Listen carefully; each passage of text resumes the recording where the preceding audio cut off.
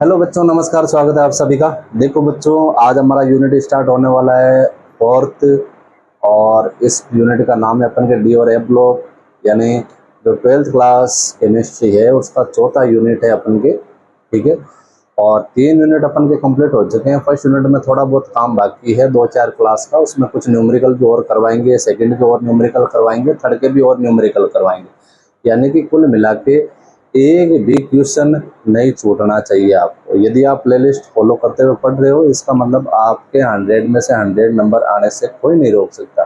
ठीक है, और वैसे अपन बिल्कुल आराम से चल रहे हैं, ज़्यादा भागादौड़ी नहीं कर रहे हैं अपन बेटा, और नवंबर एंड तक आपका कंप्लीट आपको कोर्स मिल जाएगा। ठीक है, और साथ साथ में आपको नीट और जो जेई वाले जो बच्चे हैं वो आपके जो 11th क्लास का जो सेशन चल रहा है उसको आप अटेंड कर सकते हो। डेली क्लास आ रही है उस पर, और उसमें आपको पूरा नीट लेवल का अच्छे से पढ़ाया जा रहा है। ठीक है, और मेरी गारंटी है बेटा आपके केमिस्ट्री सब्जेक्ट को फेवरेट बनाने की। ठीक है, यदि आप साथ दोगे तो जितना हो सके उतना आपको अच्छा से पढ़ाने की कोशिश करेंगे। ठीक है, क्योंकि देखो बेटा, हमारे यहाँ पे कोई चार्ज वगैरह तो लगता नहीं ना, हमें चार्ज चाहिए। ठीक है, भगवान की दया से अच्छी सैलरी चलती है तो अपन को इतना ज़्यादा लोड लेने की आवश्यकता नहीं पड़ती। ठीक है, फिर भी हम चाहते हैं कि यदि कोई गरीब बच्चा पढ़ रहा है, ठीक है, वो यदि अफोर्ड नहीं कर पा रहा है क्योंकि प्राइवेट स्कूलों की फीस वगैरह भी भारी है, ठीक है, कोचिंग वगैरह भी नहीं हो रही है, और हर जगह नए नए ऐप प्लेटफॉर्म वगैरह चल रहे हैं, उस पर दुनिया भर की फीसें चल रही है। ठीक है, तो इन सब चीज़ों से अपन को दूर होकर अपन को बिल्कुल free of cost complete course मिलेगा। 10th का मिलेगा, 11th का मिलेगा, 12th का मिलेगा, नीट का मिलेगा, जेई का मिलेगा, सारी चीज़ें मिलेगी अपन को। ठीक है, तो आज हमारा जो टॉपिक है वो रहेगा बेटा डी और एफ ब्लॉक का। ठीक है, तो डी ब्लॉक है बेटा वो अपन के जो सारणी में एस और पी ब्लॉक के बीच का जो भाग है, मध्य में स्थित है बेटा डी ब्लॉक। यानी वर्ग 3 और 12 के जो अपन के एलिमेंट है वो सारे के सारे अपन के बेटा डी ब्लॉक है। ठीक है, जिसको अपन संक्रमण तत्व बोला जाता है। संक्रमण इसलिए बोला जाता है क्योंकि ये बेटा एस और पी दोनों से ही इसके जो अयुग्मित इलेक्ट्रॉन है वो क्रिया करते हैं। ठीक है, तो आज अपन शुरुआत करते हैं सबसे पहले डी और एफ ब्लॉक की। ठीक है, याद करने के लिए आपको सबसे बेस्ट ट्रिक बता रहा हूं मैं आपको। ठीक है, तो देखो बेटा, सबसे पहले जो अपन के डी ब्लॉक है वो अपन के वर्ग 3 से स्टार्ट हो रहे हैं बेटा। 3, 4, 5, 6, 7, 8, 9, 10, 11, 12। ठीक है, और ये जो आवर्त है बेटा चौथा, पांचवा, छठा और सातवां आवर्त है। ठीक है, ये अपन के आवर्त है बेटा चौथा, पांचवा, छठा और सातवां। और इसमें जो आवर्त रहेगा ना बेटा एफ ब्लॉक के अंदर, एक तो बेटा छठा आवर्त, चलो यहां लिख देता हूं मैं आपके 6 व 7 आवर्त। और ये जो छठा और सातवां आवर्त है ना बेटा वो यहां से। ठीक है, तभी मैंने वापस इस एलिमेंट को वापस लिखा है एल और एसी, यानी इनके जो गुणधर्म है ना बेटा वो इनसे मिल रहे हैं। ठीक है, और एक्टिनियम के जो गुणधर्म है वो इनसे मिल रहे हैं बेटा। इसको लेंथेनॉइड बोला जाता है, इसको एक्टिनॉइड बोला जाता है। ठीक है, ये अपन के संक्रमण तत्व है, ये अंत्य संक्रमण तत्व है, या इसको दुर्लभ मर्दा तत्व भी बोलते हैं। ठीक है, लेंथेनॉइड भी बोलते हैं और एक्टिनॉइड भी बोलते हैं। ठीक है, तो ये सारी चीजें हैं बेटा। फिलहाल तो अपन को इस सारणी को याद करने की ट्रिक्स है, उसके बाद में अपन बेटा स्टेप बाय स्टेप चलेंगे। ठीक है, तो देखो बेटा, ट्रिक्स याद कर लो, बाकी चीजें तो वैसे लिखी हुई है। ये इसलिए लिख रखी है बेटा ताकि आपका टाइम ज्यादा खराब ना हो, क्योंकि मैं लिखूंगा आप उतारोगे, इससे अच्छा है ना आप बिना टाइम वेस्ट किए सीधा चल लेते हैं अपन। ठीक है, तो देखो बेटा, पहला ट्रिक्स क्या है, सच में तुम विश्वास करो मेरा फेवरेट कोई नहीं क्योंकि जान तुम हो। ठीक है, दूसरा ट्रिक्स रहेगा बेटा अपन के, यार जरा नजदीक मोहब्बत, तेरी रूठी राधा पिघली अब चलो। ठीक है, और तीसरा है बेटा, लड़की हंसी तो वाव, रोज उसने इशारा प्यार और हल्का किया। ठीक है, उसके बाद में नेक्स्ट है बेटा, ऐसी रफ्तार देख संग भागा, हंस मत डार्लिंग रंग चुरा लेगा। ठीक है, और अब देखो बेटा एफ ब्लॉक वाले, लाली से प्रेम नहीं पर समझा नहीं, यूरोप गया तब दिल हुआ ऐसा तुम्हारी याद में लूटे। और फिर बेटा लास्ट वाला है अपन के, अच्छा था प्यार यूं, अच्छा था प्यार यूं नजर पड़ी, हम चुप बैठे चक्कर ऐसा फंसा कि मोहब्बत ने लाइफ बना दी। ठीक है, तो ये अपन के है बेटा ट्रिक्स, बड़ी प्यार भरी ट्रिक्स है, और आज की जनरेशन को देखते हुए आपको याद भी अच्छे से हो जाएगी, क्योंकि जो जनरेशन चल रही है बेटा वो ना आपसे छुपी हुई है ना हमसे छुपी हुई है, ठीक है ना। तो एक बार आप इसका स्क्रीनशॉट ले लो, उसके बाद में अपन आपके टॉपिक पे चर्चा करते हैं बेटा। चलो बेटा, प्यार मोहब्बत की बातें तो हो गई, अब अपन करते हैं टॉपिक की बात। उससे पहले एक छोटी सी चीज बता दूं बेटा, ये जो अपन के उपकोष होते हैं ना बेटा, एसपीडी या उपकोष में जो इलेक्ट्रॉन है, ठीक है, जैसे अपन के एस उपकोष है, एस उपकोष में कितने इलेक्ट्रॉन होते हैं बेटा? 2 इलेक्ट्रॉन होते हैं। पी में कितने होते हैं? पी में होते हैं बेटा 6 इलेक्ट्रॉन, ठीक है, 2, 4 और 6, ठीक है, इसमें 2 हो गए, इसमें 6 हो गए। और डी में होते हैं बेटा 10, 1 2 3 4 5, यानी इनमें बेटा 10 इलेक्ट्रॉन होते हैं, ठीक है। और एफ में होते हैं बेटा 14, एफ में हो जाएंगे अपन के 14, 1 2 3 4 5 6 और 7, ठीक है। ये बेटा जोड़े के रूप में है, यानी जोड़े के रूप में इसका मतलब बेटा युग्मित है। और यदि कोई इलेक्ट्रॉन किसी कक्षक के अंदर यदि सिंगल है तो इसका मतलब वो बेटा अयुग्मित इलेक्ट्रॉन है। एफ में 14 आते हैं ना, ठीक है। ये तो आपकी जनरल जानकारी है बेटा, ये तो आपको पता है ऑलरेडी, ठीक है। अब बात करते हैं बेटा डी और एफ ब्लॉक की, कुछ जो सामान्य गुण है उनके बारे में अपन बात करते हैं, ठीक है। बहुत इंपॉर्टेंट है, ध्यान से देखना बेटा। इधर लगा रहा हूं बेटा अपन के मैं डी ब्लॉक, ठीक है, और इधर लगा रहा हूं बेटा मैं एफ ब्लॉक,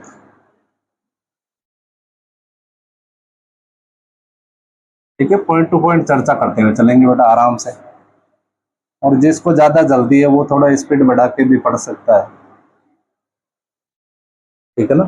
तो देखो बेटा, जो डी ब्लॉक है वो सारणी में वर्ग 3 से 12 में है बेटा, ठीक है। ये चीज तो आपको मैंने अभी बताई है थोड़ी देर पहले कि डी ब्लॉक का जो वर्ग है वो कौन सा रहेगा अपन के 3 से 12 का, ठीक है।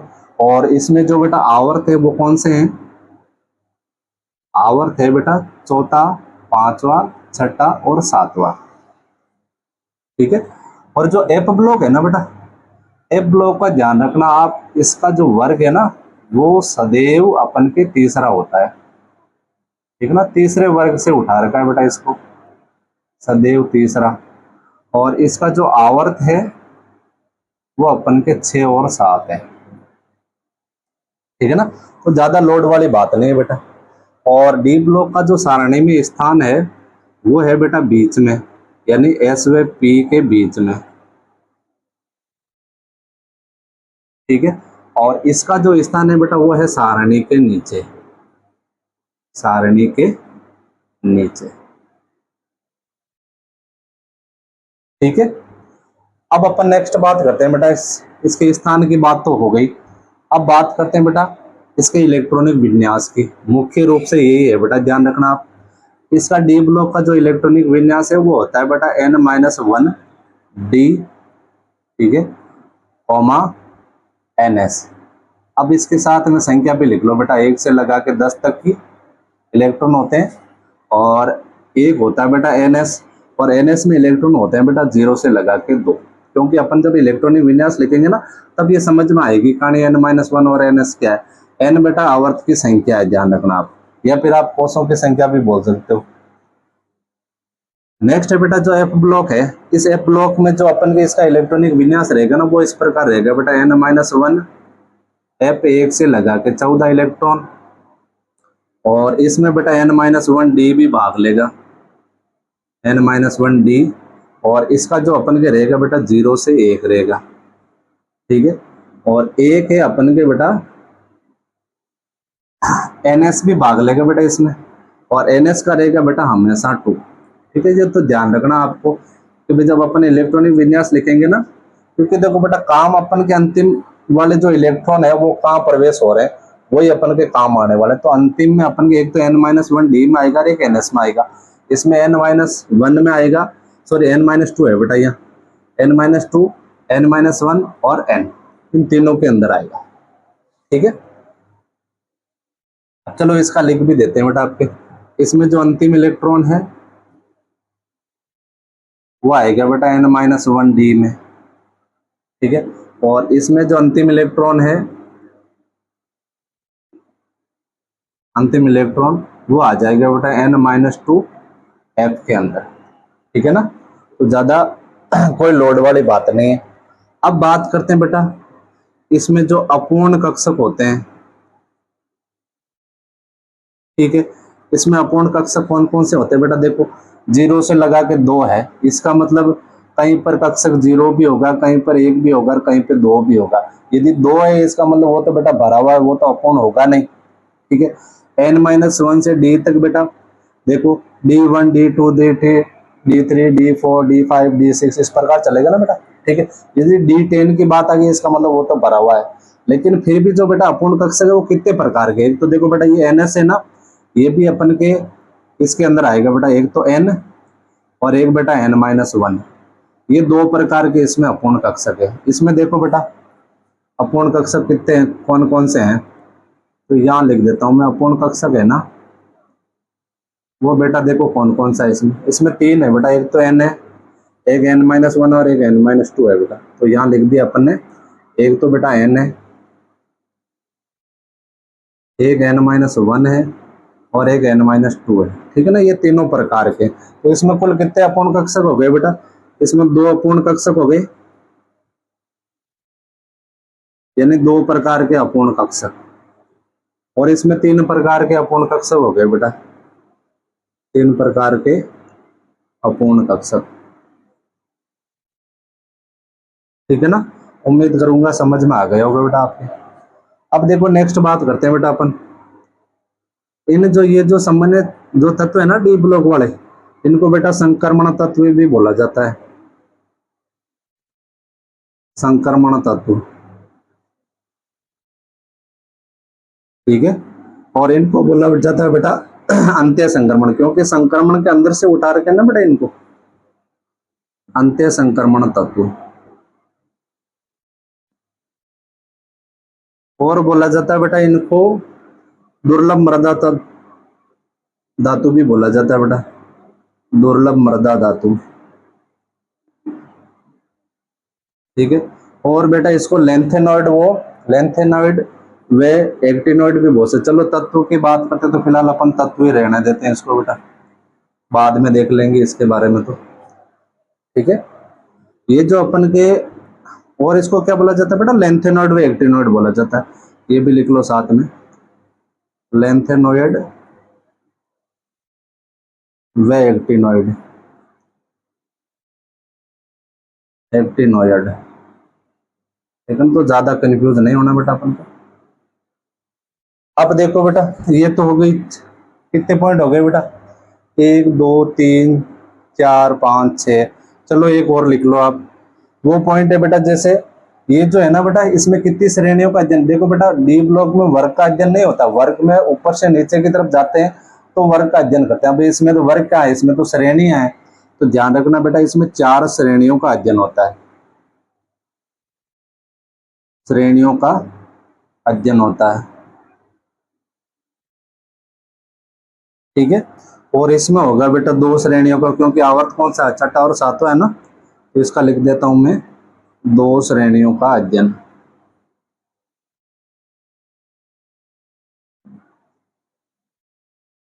ठीक है ना। तो ज्यादा कोई हार्ड वाली बात नहीं है बेटा, ये अपन का टोटल 7 पॉइंट है, ठीक है ना। और इन 7 पॉइंट को आप अच्छे से देख लेना एक बार, क्योंकि रिवीजन करना भी इनका जरूरी होता है ना बेटा, ठीक है। चलो कोई ना, आप एक बार इसका स्क्रीनशॉट लो, उसके बाद में अपन इसका अगला टॉपिक लेते हैं, ठीक है। ले लो बेटा एक बार इसका स्क्रीनशॉट।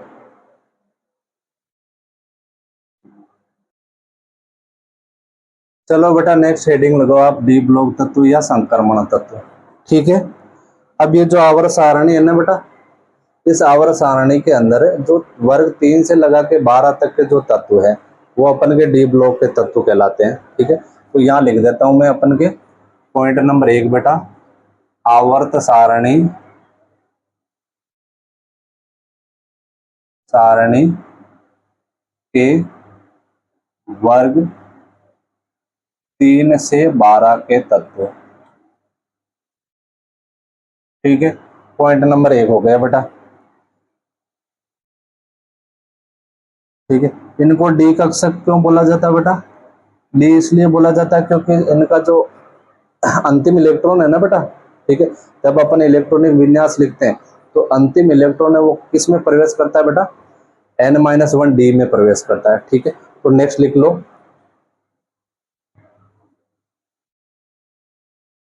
इनका अंतिम इलेक्ट्रॉन,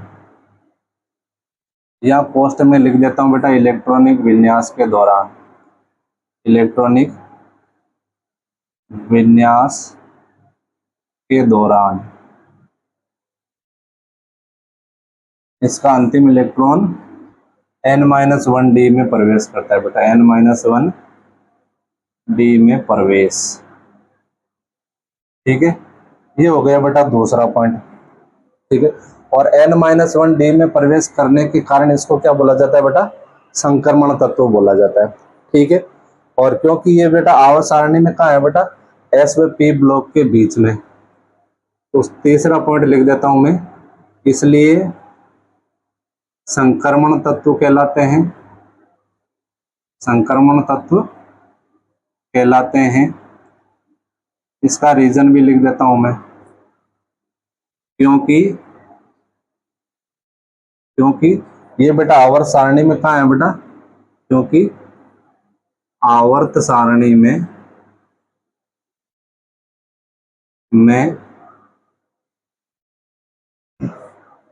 S व P के बीच में है बेटा, S ब्लॉक व P ब्लॉक के बीच में,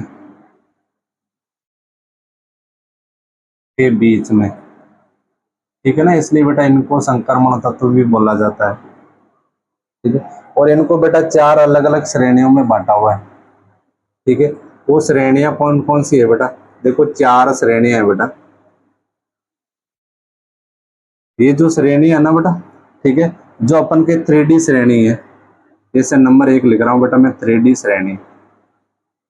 ठीक है, इस 3D श्रेणी के अंदर ध्यान रखना बेटा, अपन के स्केडियम से लगा के जिंक तक के तत्व आते हैं बेटा। Sc को बोला जाता है स्केडियम और Zn को बोला जाता है बेटा जिंक। ठीक है, और इसका इलेक्ट्रॉनिक विन्यास होता है, सॉरी परमाणु क्रमांक होता है बेटा 21 और इसका होता है 30। ठीक है, और दूसरी श्रेणी है बेटा जिसको अपन 4D श्रेणी बोलते हैं बेटा, 4D श्रेणी। और ये जो 4D श्रेणी है ना बेटा, इट्रियम से लगा के कैडमियम तक होती है। तो यहाँ लिख देता हूँ बेटा आपके मैं, इट्रियम से लगा के कैडमियम तक। ठीक है, इट्रियम से लगा के कैडमियम तक। ठीक है, और ये जो बेटा इट्रियम है ना, ये 39 नंबर पे है और कैडमियम 48 पे है बेटा, 48। ठीक है, उसके बाद हमें नंबर 3, तीसरा है बेटा अपन के 5D श्रेणी। ठीक है, ये जो 5D श्रेणी है ना बेटा, ये अपन के कहाँ से स्टार्ट हो रही है बेटा? लेंथेनम से लगा के मरकरी तक स्टार्ट हो रही है, लेंथेनम से मरकरी तक जा रहा है बेटा सारे के एलिमेंट। ठीक है, और लेंथेनम होता है बेटा 57 नंबर का और मरकरी होती है बेटा 80 नंबर पे। ये 57 नंबर हो गए और ये 80 नंबर मरकरी हो गई। ठीक है, अब है बेटा चौथी श्रेणी, चौथी है, इसमें जो अपन के रहेगा बेटा 6D श्रेणी। ठीक है, और 6D श्रेणी है ना बेटा, वो अपन के एक्टिनियम से लगा के कॉपर निकम तक होती है बेटा, एक्टिनियम से कॉपर निकम। ठीक है, और एक्टिनियम होता है बेटा 89 पे और कॉपर निकम होता है बेटा 112 पे। ठीक है ना, ये हो गई बेटा चारों श्रेणियां। किसी बच्चे को यदि नाम में प्रॉब्लम है तो वो लिख सकता है बेटा, इसके एडियम इसको बोला जाता है, इसको जिंक बोला जाता है।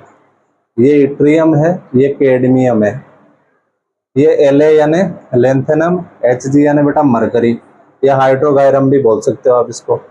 ये Ac यानी एक्टिनियम है और ये Cn यानी बेटा कॉपर निकम है। कहीं पर कॉपर नियम भी लिखा हुआ है। ठीक है, तो अपन को कंफ्यूज नहीं होना बेटा। ठीक है, आप एक बार लिखो बेटा।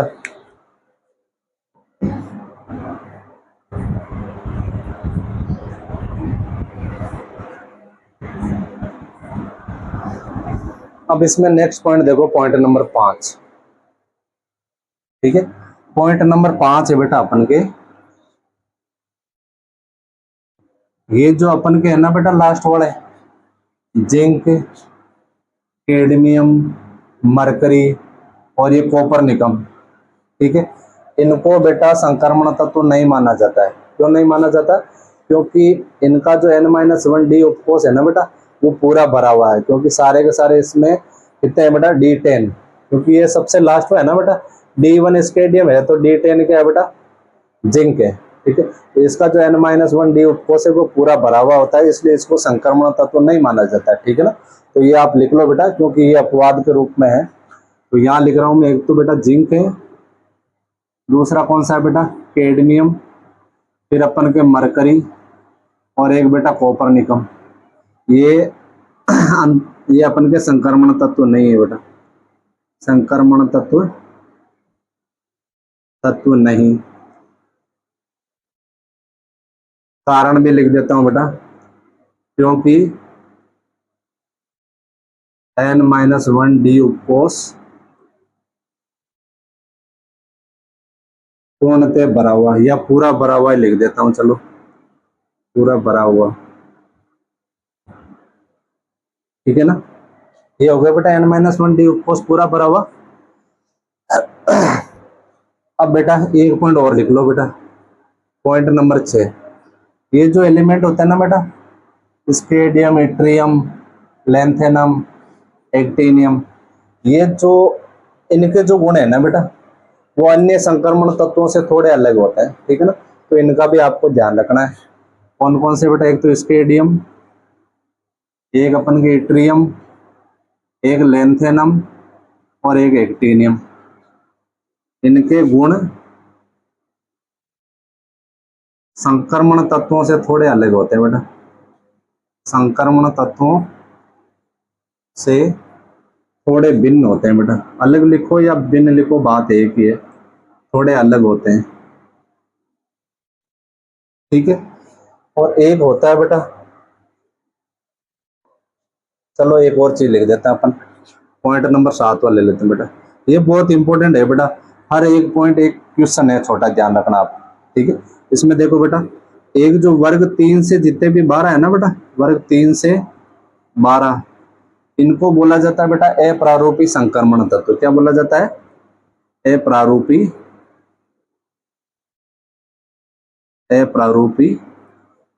संक्रमण तत्व। और ये इसलिए बोला जाता है बेटा क्योंकि इसका कारण लिखने की आवश्यकता नहीं, बस समझ लो। क्योंकि ये जो बेटा अपन के जो ये जो 3 से 12 वाले जो तत्व है ना, ये अपन के स्पष्ट गुण प्रदर्शित करते हैं।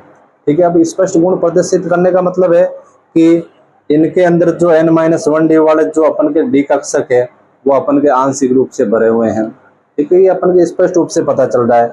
एक अपन के बेटा ये जो अपन के संक्रमण तत्व है, वो अपन के परिवर्तित ऑक्सीकरण अवस्था भी दर्शाते हैं। ये चीज अपन हालांकि आगे पढ़ेंगे। ठीक है, और रंगीन आयनिक यौगिक भी बनाते हैं बेटा, सम्मिश्र यौगिक भी बनाते हैं। ठीक है, चुंबकीय गुण भी प्रदर्शित करते हैं, कहीं पर उत्प्रेरक का काम भी कर रहे हैं। ठीक है, तो इसलिए इनको क्या बोला जाता है बेटा? अप्रारूपी संक्रमण तत्व बोला जाता है। ठीक है, चलो एक पॉइंट और कर लेते हैं बेटा।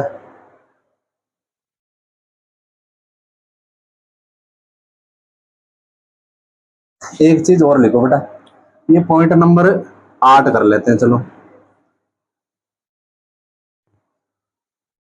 ये जो N-1 और N-1 तथा जो NS उपकोष है बेटा, ठीक है ना, N-1 और NS उपकोष के बीच में ऊर्जा अंतर बहुत कम होता है बेटा, के बीच ऊर्जा अंतर बहुत कम होता है। इसीलिए तो आपको पता है, जब अपन इलेक्ट्रॉनिक विन्यास लिखते हैं ना बेटा, तभी बेचारे एस वाले से इलेक्ट्रॉन ले लेता है डी वाला, ठीक है, कभी वापस दे देता है, बहुत कम। ठीक है, इसलिए तो इस श्रेणी में अपवाद ज्यादा होते हैं बेटा। इलेक्ट्रॉनिक विन्यास लिखते हैं तो उसमें क्या है, अपवाद सबसे ज्यादा है। कम होने के कारण अपवाद ज्यादा, होने के कारण अपवाद ज्यादा। अभी अपन देखेंगे बेटा, जब अपन इलेक्ट्रॉनिक विन्यास लिखेंगे ना, तब आपको पता चलेगा कितने अपवाद है, अपवाद ज्यादा।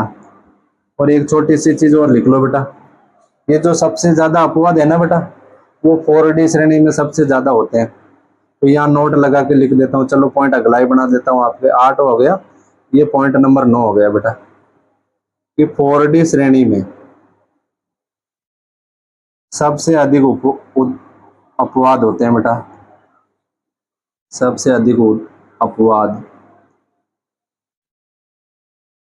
ठीक है, किनकी अपेक्षा बेटा, ये जो अपन के बाकी वाली श्रेणी है ना बेटा, 3D है, 5D है, 6D है, इसमें सबसे ज्यादा अपवाद होते हैं बेटा।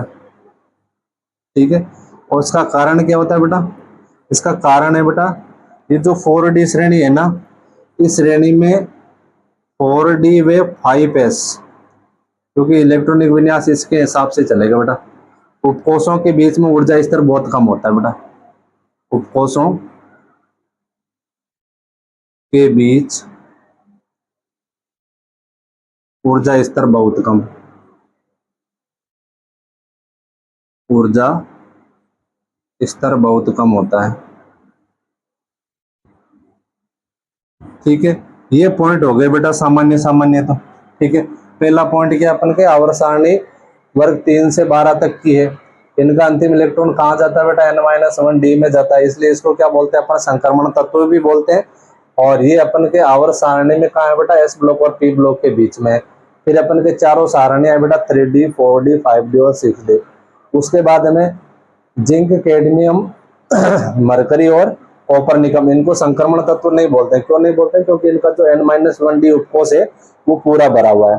ठीक है, उसके बाद में स्केडियम, इट्रियम, लेंथेनम और एक्टिनियम, इन तत्वों के जो संक्रमण तत्वों के गुण होते हैं वो क्या होते हैं बेटा, थोड़े अलग होते हैं। ठीक है, और नेक्स्ट है बेटा n-1d तथा n-OS उपकोषों के बीच में ऊर्जा अंतर क्या होता है, कम होता है, इसलिए इनमें अपवाद ज्यादा होते हैं। ठीक है, और 4D में सबसे ज्यादा होते हैं। ठीक है, और 4D में सबसे ज्यादा क्यों होते हैं बेटा, 4D और 5S जो कक्षक है उनके बीच में जो ऊर्जा स्तर है वो बहुत कम है, इसलिए बेटा इलेक्ट्रॉन एक ऊर्जा स्तर से दूसरे ऊर्जा स्तर में चले जाते हैं। ठीक है ना, आप एक बार इसका स्क्रीनशॉट लो, उसके बाद में बेटा अपन आगे चलते हैं।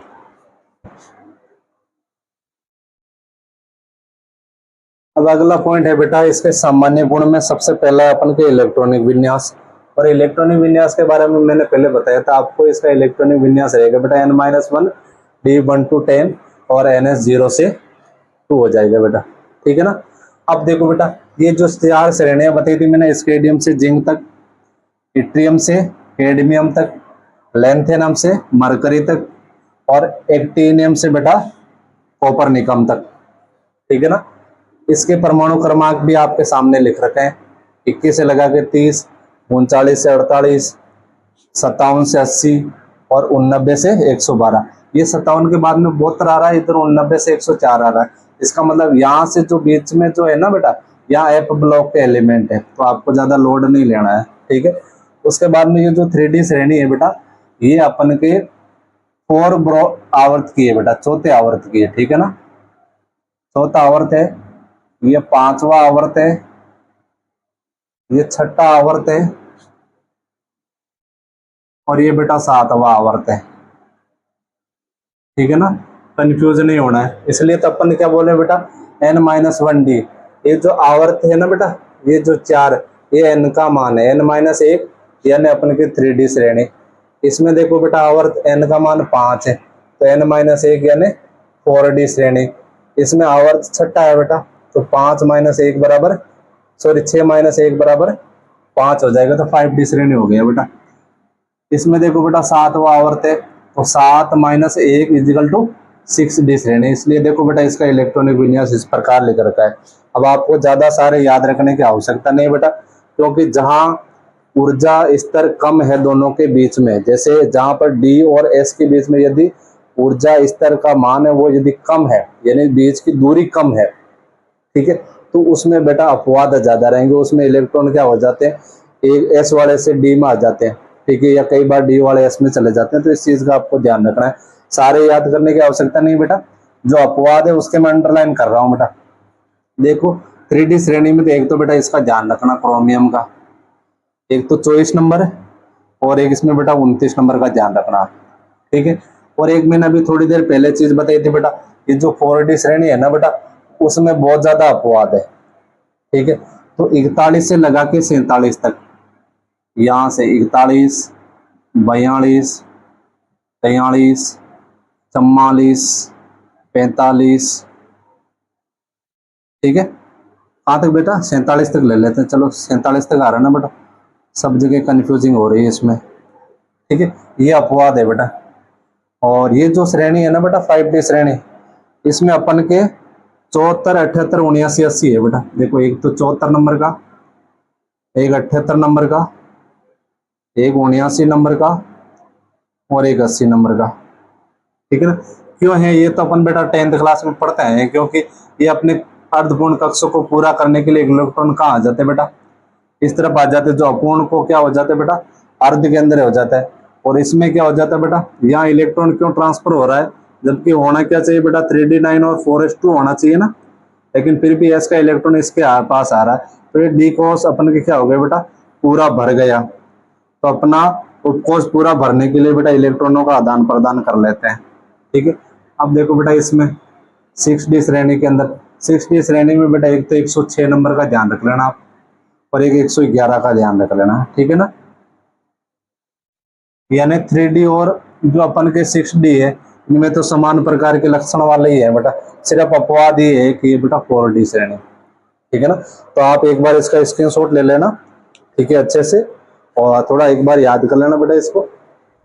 अब अपन जो अपन का नेक्स्ट टॉपिक रहेगा ना बेटा, वो टॉपिक देखेंगे अपन इसके भौतिक गुणों के बारे में अध्ययन करेंगे। भौतिक गुणों में जैसे देखो बेटा, परमाणु आकार हो गया, आयनिक आकार हो गया, इनकी जो आयनन ऊर्जा है, ऑक्सीजन अवस्थाएं हैं, ठीक है, मानक इलेक्ट्रोड के प्रति इनका जो व्यवहार है, ये सारी चीजें अपन डिटेल से पढ़ेंगे बेटा, ठीक है। तो मिलते हैं बेटा नेक्स्ट क्लास में, थैंक यू, विजिट अगेन।